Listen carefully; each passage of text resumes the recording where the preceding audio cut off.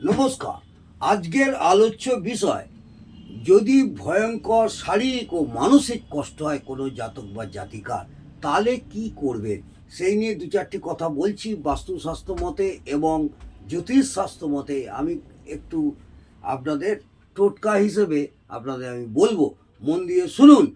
যদি কোনো ভয়ঙ্কর শারীরিক ও মানসিক কষ্ট হয় কোনো জাতক জাতিকার, তবে বালিশের নিচে এক টুকরো সোনা বা রূপা মিশ্রিত কোনো পাত্র রেখে শুতে হবে।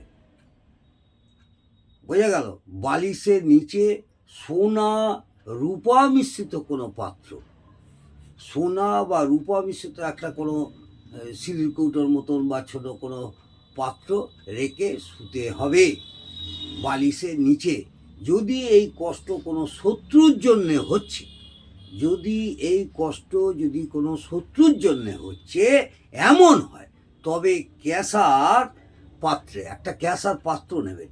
বাটি হোক, ছোট শালবোটের মতন হোক, বা ছোট থালাই হোক, এই ক্যাসার পাত্রে লাল চন্দন জলে গুলে নিজের শোয়ার বিছানার নিচে, অর্থাৎ খাটের নিচে, পালঙ্কের, যারা পালঙ্কে শোয় বা যাদের খাট আছে, যাদের তক্তপোষ আছে, তার নিচে রেখে দেবেন।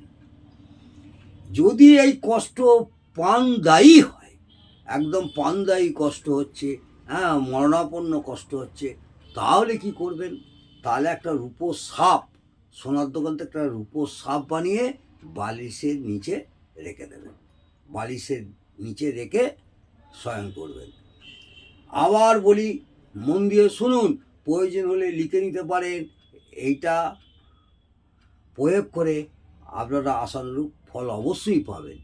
যদি ভয়ঙ্কর শারীরিক ও মানসিক কষ্ট হচ্ছে কোনো জাতক জাতিকার, হ্যাঁ, মরণাপন্ন কষ্ট, তখন বালিশের নিচে সোনা রূপা মিশ্রিত, সোনা এবং রূপো দিয়ে তৈরি কোনো পাত্র রেখে শুতে হবে এবং প্রত্যেক দিন ওই পাত্রটি রেখে শয়ন করবেন বালিশের নিচে। যদি এই কষ্ট কোনো শত্রুর জন্যে হচ্ছে, মনে হয় যে না কোনো শত্রু পেছনে লেগেছে, কোনো শত্রুর জন্য হচ্ছে, তাহলে এমন হলে ক্যাসার একটা পাত্রে, ক্যাসার পাত্রে লাল চন্দন জলে গুলে, ওই আজকাল যে গুঁড়ো চন্দন পাওয়া যায় নয়, হ্যাঁ, অরিজিনাল চন্দন ভালো করে বেটে নিয়ে লাল চন্দন জলে গুলে নিয়ে নিজের পালঙ্কের নিচে, খাটের নিচে, অথবা যারা খাট নেই তক্তপোষের নিচে, হ্যাঁ, রেখে দেবেন। একটা জলে গুলে ওই লাল চন্দনটা রেখে দেবেন।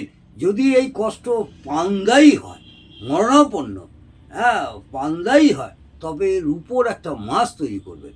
মাছের এটা অন্তত 2 ইঞ্চি মাপের হবে, একদম ছোট নয়, 2 গাঁট, অর্থাৎ 2 ইঞ্চি মাপের একটা মাছ বানিয়ে নেবেন সোনার দোকান থেকে। ওই মাছটি বালিশের নিচে বরাবর রেখে শয়ন করবেন। দেখবেন এই ভয়ঙ্কর শারীরিক ও মানসিক কষ্ট থেকে অনেকটাই লাঘব পাবেন। আজকে এই পর্যন্ত। ভালো থাকুন, সুস্থ থাকুন। জয় মা তারা।